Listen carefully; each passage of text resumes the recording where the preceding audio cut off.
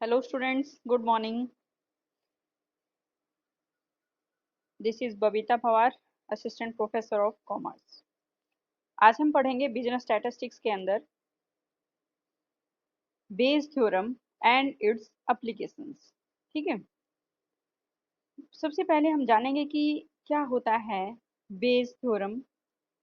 ये हमारा theory of probability का ही एक पार्ट है। बेस थ्योरम का प्रतिपादन सबसे पहले किसने किया? अंग्रेज गणितज्ञ, it means English mathematician Thomas Bayes ने 1763 में किया। इस थ्योरम की सहायता से प्राथमिक प्रायिकता को सैंपल सूचनाओं के आधार पर संशोधित किया जाता है। कहने का मतलब है कि जो थॉमस बेज ने जो थ्योरम दी वो किस लिए दी कि वो जो उनकी प्राइमरी जो प्रोबेबिलिटी होती है उनको सैंपल इंफॉर्मेशन के आधार पर हम उनको संशोधित करते हैं। ये थ्योरी होती है इसको इनवर्स प्रोबेबिलिटी के नेम से भी जाना जाता है।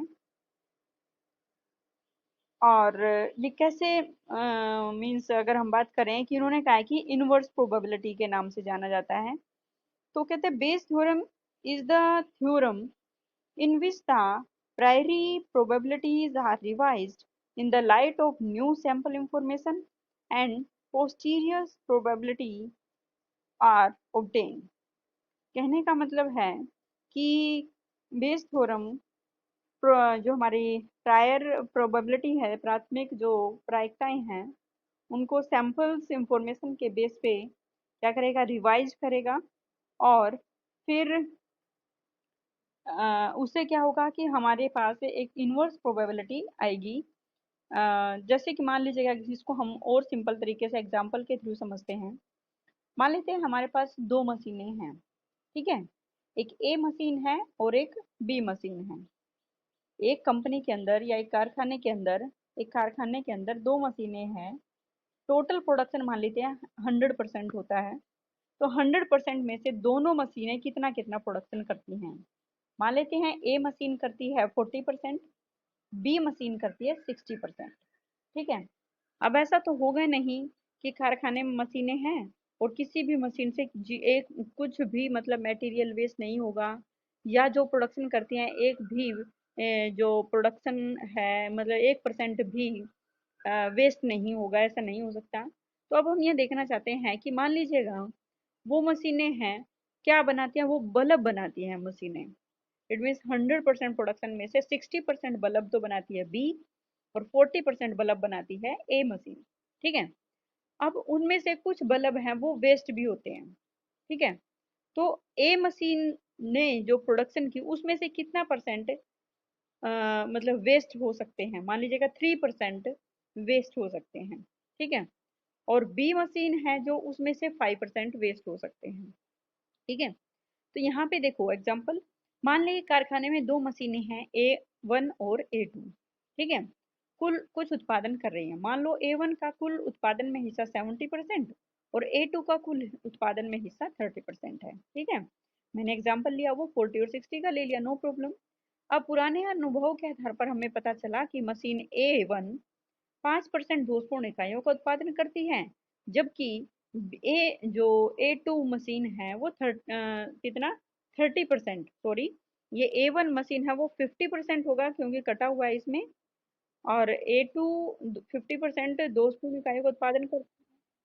हाँ, अच्छा 5% है, इसमें कटा हुआ है तो 5% है। ठीक है, और A2 मशीन 30% है। तो यहाँ पे मान लेते हैं कि कारखाने के जो कुल उत्पादन है उनमें से एक इकाई चुनी गई और वो दोषपूर्ण पाई गई। तो हम ये बताना है हमें कि वो जो एक इकाई चुनी गई है तो वो कौन सी मशीन से थी। ठीक है, ए मशीन से थी या A2 मशीन से थी। ठीक है, तो सबसे पहले हमें क्या करना पड़ेगा बेटा जी? हम ये देखेंगे कि दोनों मशीनों की अलग अलग प्रोबेबिलिटी निकाल लेंगे। पहले तो प्रोबेबिलिटी ऑफ ए मशीन कितनी है? 70%, it mean 70/100। Probability of B machine या फिर A2 मशीन इट इज 30%, 30/100। अब हम यहाँ पे देखेंगे डिफेक्टिव मटेरियल आया तो वो कौन सी मशीन से आया? तो हमने ए मशीन से देखने की प्रोबेबिलिटी देखेंगे कि डिफेक्टिव ओब्लिग A1 लिखेंगे हम इसको। ठीक है, इसका मतलब क्या होगा कि डिफेक्टिव है कौन सी मशीन से है, वो A1 मशीन से है। ठीक है, फिर इसको कैसे लिखेंगे हम, probability of defective from A machine या A1 मशीन। तो इसका मतलब क्या होगा, इसको हम कैसे लिखेंगे, मैं आपको अभी बताती हूँ कैसे लिख। यस, देखिएगा कि हम मान लीजिएगा हम ये देखना चाहते हैं, सबसे पहले हम ये देखेंगे प्रोबेबिलिटी ऑफ A1 मशीन। ठीक है, हमने कहा कि जो A1 मशीन है उसकी प्रोबेबिलिटी 70% है, इट मीन्स 70/100। प्रोबेबिलिटी ऑफ, इसको A2 लिख सकते हैं हम, इट इज 30%, इट मीन्स 30/100। ठीक है, अब हम ये देखेंगे कि probability of defective item from A1 machine. ठीक है, फिर probability of defective item from A2 machine. ठीक है, तो इसका मतलब इन्होंने कहा है कि डिफेक्टिव आइटम A1 मशीन से 5% है, इसका मतलब 5/100। ठीक है, डिफेक्टिव आइटम A2 मशीन वो 3% है, तो 3/100, इट मीन्स 3/100 हो जाएगा। ठीक है, अब हमने देख 30 है, चलो कोई नहीं, हमने 3% मान लिया तो 3% मान लेते हैं हम। ठीक है, अब हमें ये देखना है हमारे पास जो एक्सपेक्टेड प्रोबेबिलिटी होती है, प्रोबेबिलिटी ऑफ एक्सपेक्टेड प्रोबेबिलिटी, हम क्या लिखते हैं, फेवरेबल चांसेस, वो होता है हमारे पास favourable chances divided by total chances. ठीक है, यही होते हैं ना हमारे पास प्रोबेबिलिटी। अब फेवरेबल चांसेस हमने कहा कि वो डिफेक्टिव आइटम A1 मशीन से होगा, तो इसका मतलब क्या होगा, probability of A1 machine into probability of defective from A1 machine divide by total, total में दोनों का, probability of A1 into probability of defective from A1 plus probability of A2, it mean दूसरी machine into probability of defective from A2 machine. समझ आई बात। देखो सबसे पहले हमें देखना है कि जो जो मशीनें हैं हमारे पास उनकी प्रोबेबिलिटी निकालो। मान लीजिएगा A1 मशीन है तो 70/100 और A2 मशीन की है 30/100। ठीक है, अब इन्होंने कहा है कि डिफेक्टिव आइटम ए मशीन में से होंगे, वो 5% है, तो इसलिए हमने क्या लिखा कि defective item from A1 machine that is 5/100 और defective item from A2 machine that is 3/100। मान लीजिएगा 3% है तो अब हमारे पास एक्सपेक्टेड प्रोबेबिलिटी क्या होती है, favourable chances divide by total chances. अब फेवरेबल क्या है, हमने कहा कि जो हमने चेक किया कि प्रोबेबिलिटी जो डिफेक्टिव आइटम है वो फ्रॉम A1 मशीन से है, तो इसलिए फेवरेबल क्या हुआ, probability of A machine into probability of defective item from A1 machine divide by total, it means probability of A1 into probability of defective item from A1 plus probability of A2 into probability of defective item from A2। समझ आ गया। ऐसे ही हमारे पास 3 हैं 4 हैं, जो भी हैं उसके अकॉर्डिंग चलेगा। सबसे पहले तो हम यहाँ पे देख लेंगे कि कौन सी, जिसके बारे में पूछा गया है कि कौन सी मशीन में से होगा या कौन सी क्लास में से होगा, किसी भी टाइप का क्वेश्चन हमसे आ सकता है। तो ऊपर तो हमारे पास फेवरेबल, नीचे जो मान लेगा 3 है, तो यहाँ पे probability of A1 into defective from A1, probability of A2 into defective from A2, probability of A3 into defective from A3। ठीक है, नीचे टोटल आ जाएंगे। ये हमारे पास प्रोबेबिलिटी मतलब बेस थ्योरम के अकॉर्डिंग प्रोबेबिलिटी डिस्ट्रीब्यूशन होता है। ठीक है, देखिए इससे रिलेटेड फॉर्मूला ये हमारा पेज नंबर 271 पे चेक करेंगे। यहाँ देखो क्या लिखा हुआ है, probability of A1 into probability of B into ओब्लिग A1। इसका मतलब क्या है, यहाँ पे इन्होंने डिफेक्टिव आइटम है उसको B ले दिया और फ्रॉम A1, ऐसे ही divide by total probability, probability of A1 into probability of B from A1 plus probability of A2 into probability of B from A2।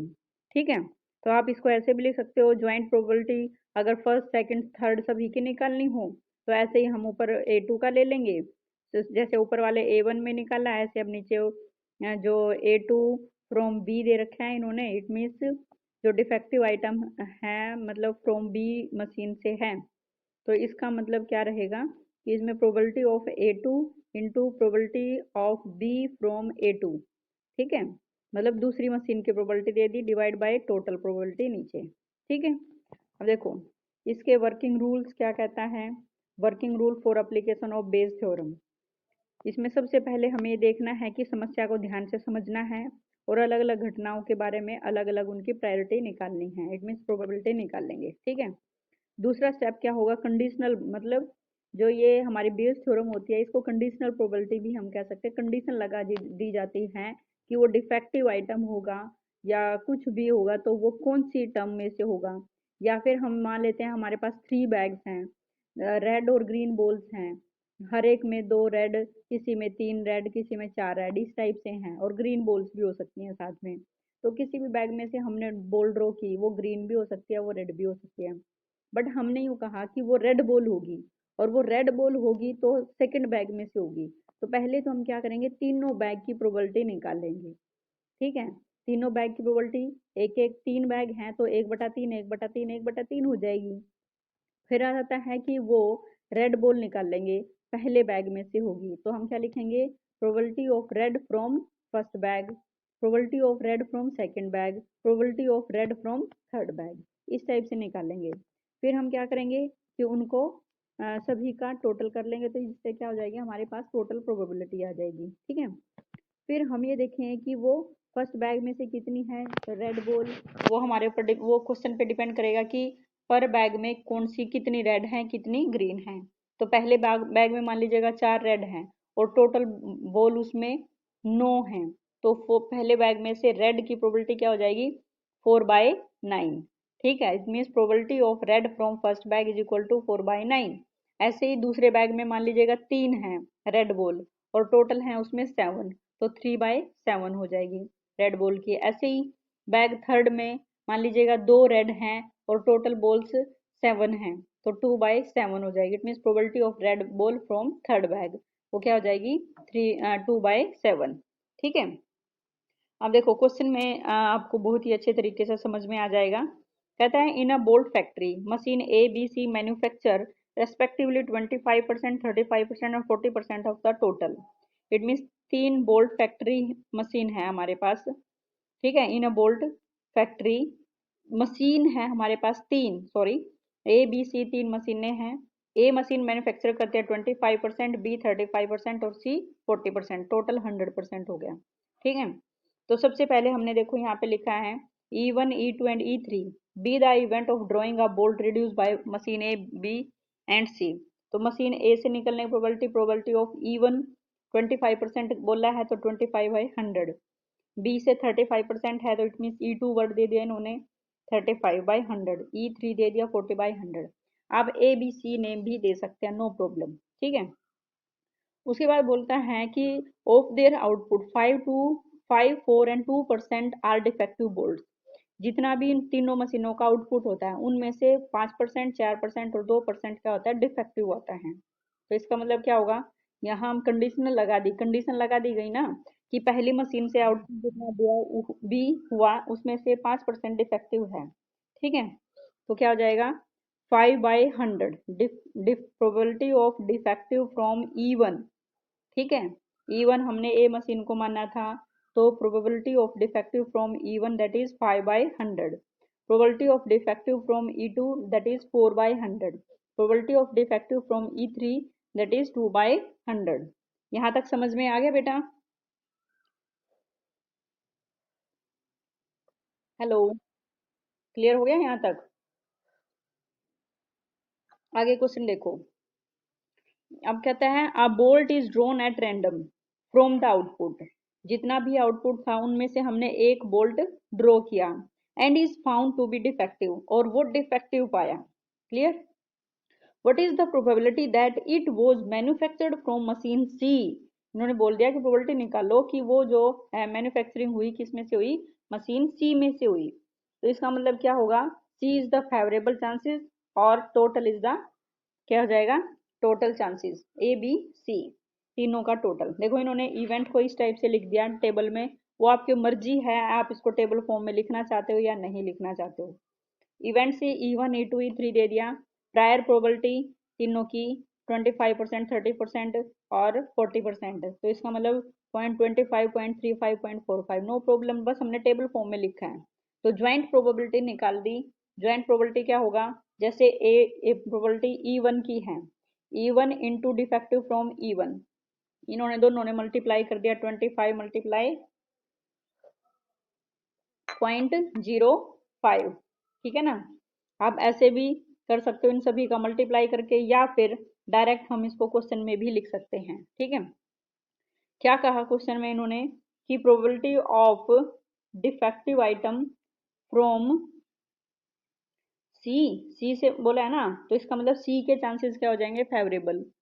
तो फॉर्मूला क्या बनेगा, probability of E3 into probability of defective from E3, ठीक है, divided by तीनों का total, probability of E1 into probability of defective from E1 plus probability of E2 into defective from E2 plus probability of E3 into defective from E3। समझ आ गया question. देखो दे रखा है इन्होंने, ये आपने पूरा क्वेश्चन नहीं भेजा है, I think so.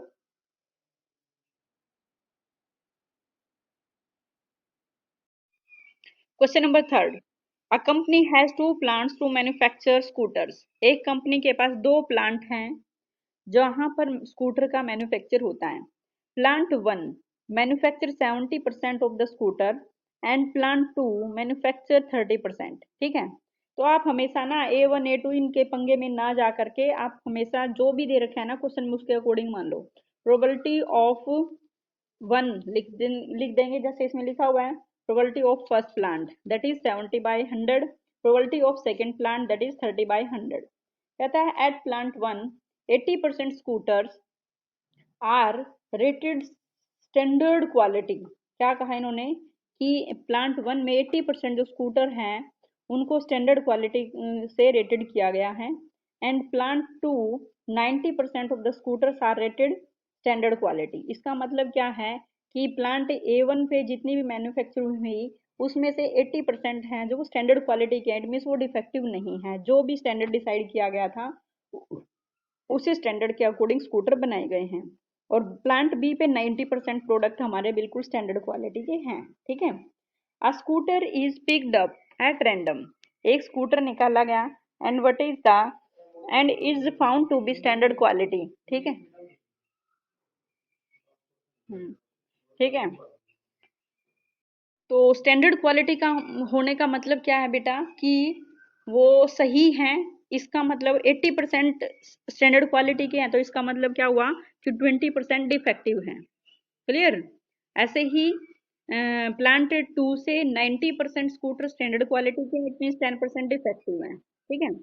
Scooter is picked up at random and is found to be standard quality, एक और वो स्टैंडर्ड क्वालिटी का पाया गया, ठीक है। What is the chances that it comes from plant one. देखो बेटा हमेशा इस बात का ध्यान रखना है कि क्वेश्चन में क्या पूछा गया है, क्वेश्चन में डिफेक्टिव पूछा गया है या स्टैंडर्ड पूछा गया है। अब इन्होंने क्वेश्चन में स्टैंडर्ड क्वालिटी के बारे में ही हमसे पूछा है, तो हम डिफेक्टिव का जिक्र ही नहीं करेंगे। वो मैंने आप लोगों को इसलिए बता दिया था कि अगर डिफेक्टिव कहेगा तो 80% में से 20% डिफेक्टिव है, वहाँ 90% स्टैंडर्ड है तो 10% डिफेक्टिव है।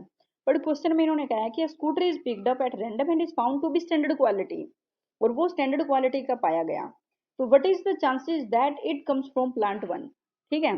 तो हम यहाँ पे जो स्टेटमेंट स्टार्टिंग में ये लिखेंगे कि हमने A1 A2 किसको क्या मानना है, ठीक है।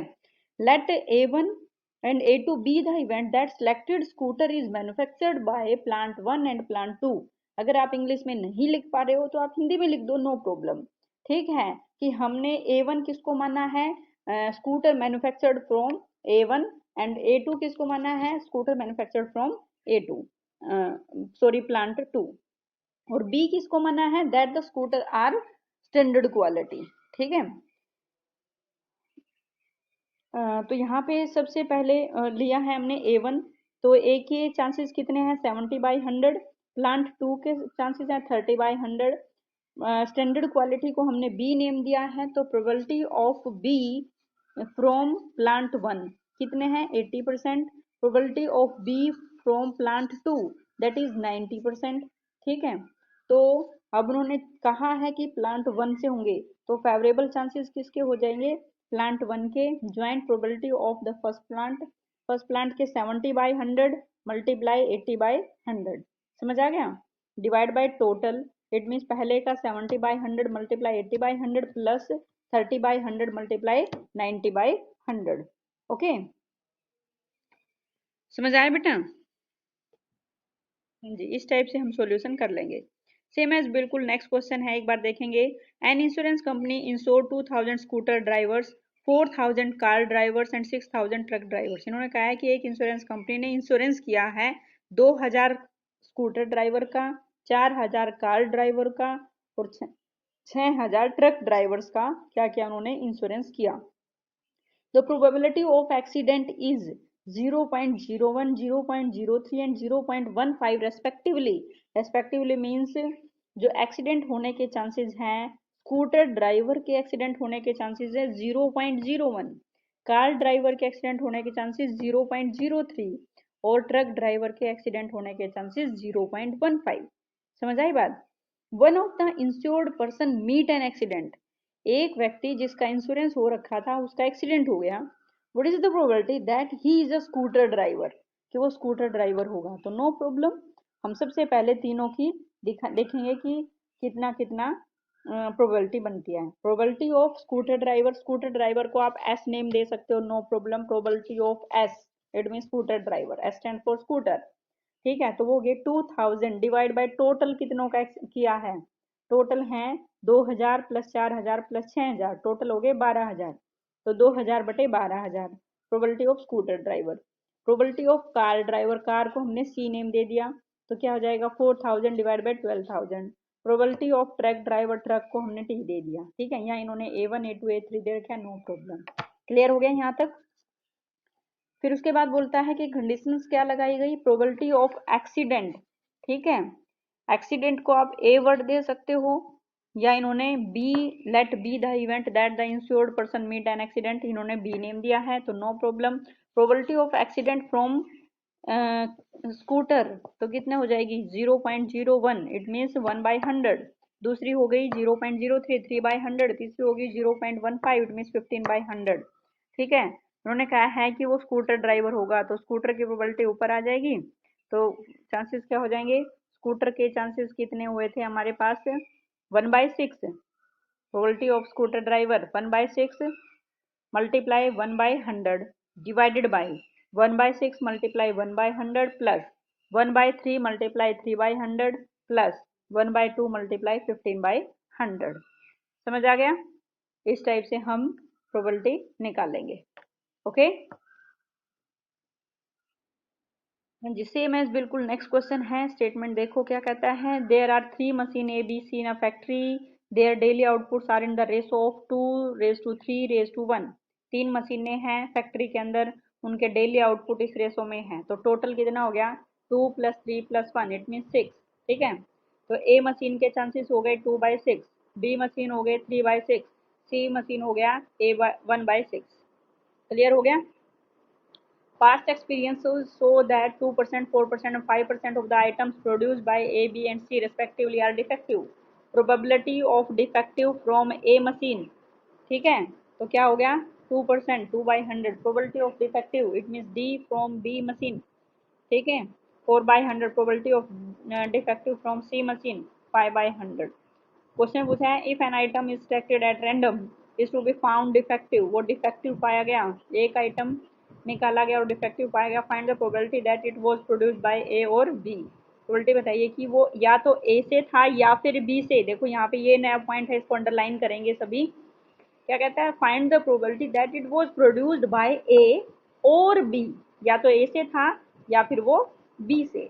समझ आई बात? तो क्या करेंगे, पहले हम ए की निकाल लेंगे और फिर हम बी की निकालेंगे और फिर उन दोनों का टोटल कर देंगे। क्लियर? यहाँ पे फिर से कटा हुआ है हमारा, इट मीन सॉल्यूशन समझ में आ गया। तो मशीन का निकालेंगे 2/6 multiply 2/100 divided by 2/6 multiply 2/100 plus 3/6 multiply 4/100 plus 1/6 multiply 5/100।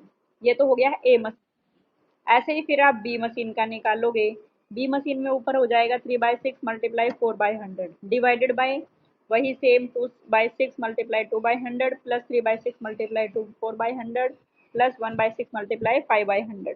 ये हो गया बी मशीन का, क्योंकि क्वेश्चन में उन्होंने ये कहा है it was produced by A और बी, या तो ए करेगी या बी, तो इसका मतलब आप क्या करोगे, इन दोनों का टोटल कर दोगे। ठीक है ना।